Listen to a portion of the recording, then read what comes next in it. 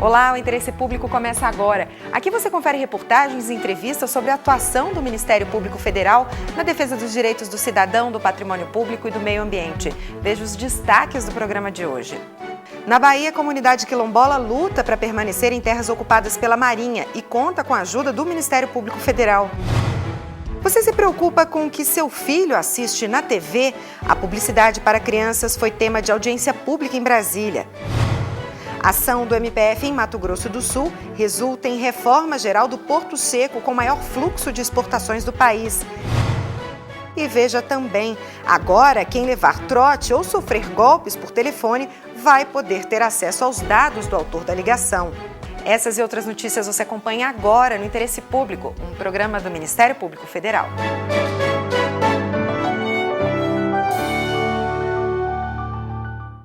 Na época da escravidão brasileira, os quilombos eram formados por negros que não aceitavam o controle dos senhores de engenho e se rebelavam.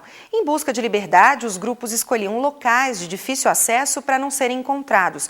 Hoje em dia, a Constituição Federal garante o direito de posse desses territórios aos remanescentes de escravos. Uma das comunidades quilombolas do Brasil é a do Rio dos Macacos, que fica dentro de uma área da Marinha, na Bahia. Em luta pelo direito de permanência na terra, os moradores procuraram a ajuda do Ministério Público Federal. Localizada às margens de uma rodovia estadual da Bahia, a BA-528, fica a vila da Base Naval de Aratu, para entrar na área militar só com autorização da Marinha. É dentro deste território que está a comunidade quilombola Rio dos Macacos. Nossa equipe não foi autorizada a entrar, mas essas imagens feitas por um morador mostram o povoado simples, onde moram cerca de 40 famílias. Um lugar que não tem água tratada, posto de saúde e nem energia elétrica. Impedidos de plantar e pescar, os moradores lutam pelo direito de permanecer na região. O conflito com a Marinha começou na década de 70, logo depois que a Vila Naval foi construída e a União pediu a desocupação da área. Este integrante da comunidade quilombola conta que trabalhou como servente na construção das casas da Vila Militar. Hoje, corre o risco de ser expulso do local. Eles falaram pra gente que nós tínhamos que sair escoltado até aqui a portaria. Ia sair sem direito a nada e escoltado até a portaria. Os moradores contam que sofrem maus tratos e intimidações. De acordo com eles, as ações violentas são praticadas por oficiais da Marinha.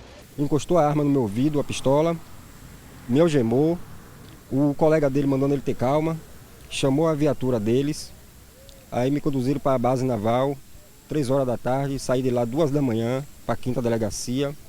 5h30 o delegado me liberou, eu vim embora. Outra reclamação dos moradores do quilombo Rio dos Macacos é a exigência de se identificar quando entram e saem de casa. Isso acontece porque a única portaria que dá acesso ao quilombo é também a da Vila Militar. Não é difícil encontrar moradores da comunidade quilombola sendo barrados na portaria. Seu Iracildo saiu cedo para comprar sementes de hortaliças. Quando tentou voltar para casa, foi impedido. Eu não posso ficar, ter a casa e não podia se aproximar da minha casa, né? Minha moradia, né? Não vou ficar na rua, né? Mas não tem condições. No ano passado, a União entrou com recurso na Justiça exigindo a remoção da comunidade quilombola Rio dos Macacos da Base Naval de Aratu. Para provar que já ocupa a área antes da instalação da Marinha, a comunidade quilombola procurou o Ministério Público Federal na Bahia. O MPF propôs ação civil pública pedindo que a Justiça determinasse a permanência da comunidade na região, mantendo o tradicional estilo de vida e preservando o exercício dos direitos básicos. A ação não foi acolhida e o MPF recorreu ao Tribunal Regional Federal da 1ª Região. A comunidade que for reconhecida como remanescente de quilombo tem direito às terras por elas ocupadas. E é o caso da comunidade Rio dos Macacos. Laudos antropológicos foram realizados e constataram que a comunidade ali realmente é uma comunidade que descende, que remanesce de quilombo. Por isso, a Constituição Federal assegura àquela comunidade o direito àquela área. No começo de agosto, em resposta ao pedido da União, a Justiça Federal determinou a desocupação da área quilombola em 15 dias, a partir da notificação das famílias remanescentes de escravos. O Ministério Público Federal recorreu da decisão judicial para assegurar os direitos da comunidade quilombola de permanecer no local. nós elaboramos um recurso de apelação para que o Tribunal Regional Federal em Brasília analise e suspenda essa ordem de reintegração, porque você cumprir uma ordem dessa no meio onde há muita polêmica, uma tensão social, seria muito assim prematuro, já que a comunidade tem direito de ver a decisão do juiz ser analisada por um órgão superior, que é o Tribunal Regional Federal em Brasília. Esta antropóloga fez parte da comitiva que visitou o grupo durante a investigação da denúncia. Segundo ela, além do relatório técnico do INCRA, Instituto Nacional de Colonização e Reforma Agrária, classificando o território como quilombo, é fato confirmado que os remanescentes de escravos estão na região há mais de 100 anos. Há uma decisão política de não publicar o resumo desse relatório no Diário Oficial, porque ele já poderia ser publicado e é preciso que esse resumo seja publicado para que seja instaurada a Câmara de Conciliação que está prevista no decreto de Lula, que foi o decreto que viabilizou o rito demarcatório, né, das comunidades quilombolas.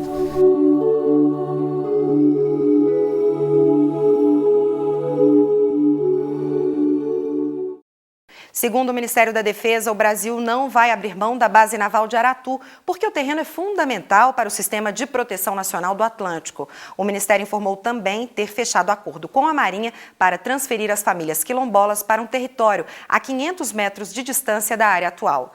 E para ajudar os estudantes a entenderem temas como a história dos quilombos, uma lei em vigor desde 2008 exige a inclusão do estudo da cultura negra e indígena brasileira na grade curricular dos ensinos fundamental e médio. Mas, na prática, a norma não é cumprida. Para debater formas de garantir a aplicação da lei, os Ministérios Públicos Federal e Estadual do Rio de Janeiro organizaram um seminário. Representantes do Ministério da Educação, das Secretarias Estadual e Municipal de Educação, professores e integrantes de organizações não governamentais se reuniram para debater as mudanças no currículo das escolas brasileiras. A discussão foi em torno da aplicação das leis federais 10.639 de 2003 e 11.645 de 2008.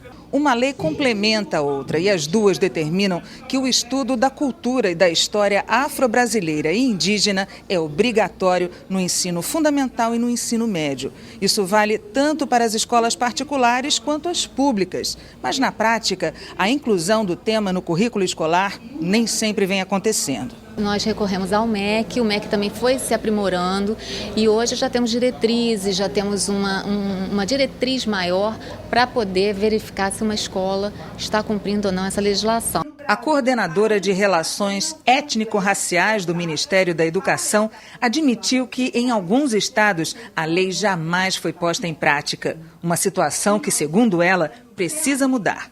Qualquer mudança neste país é uma mudança cultural, né? Os sistemas de ensino são muito conservadores. Nós, da área de educação, somos muito conservadores. Não deve haver aulas de história da África. O tema História da África é a base para a nossa educação das relações raciais. No Morro de São Carlos, no centro do Rio, há uma escola pública onde a democracia racial já é realidade. Na Escola Canadá, os professores usam elementos que valorizam todas as etnias para ajudar alunos do ensino fundamental a construir conceitos e a própria identidade. Além dos esportes tradicionais, a educação física tem uca-uca, uma luta de origem indígena. Ganha quem derrubar o outro primeiro, mas sem fugir às regras. Um povo sem cultura é um povo sem memória, né? É um povo que se deixa dominar por outras culturas. E eu via muito isso como educadora. A luta de MM, a luta não sei o quê. E o povo brasileiro tem uma luta linda que é o Uca-Uca, que valoriza o seu adversário. Na sala de aula, a lição é sobre um livro que tem como personagem principal uma menina negra e bonita, com quem os alunos podem se identificar. Falar sobre o continente africano desperta o interesse da garotada. É de lá que vem a capoeira, que eles conhecem bem.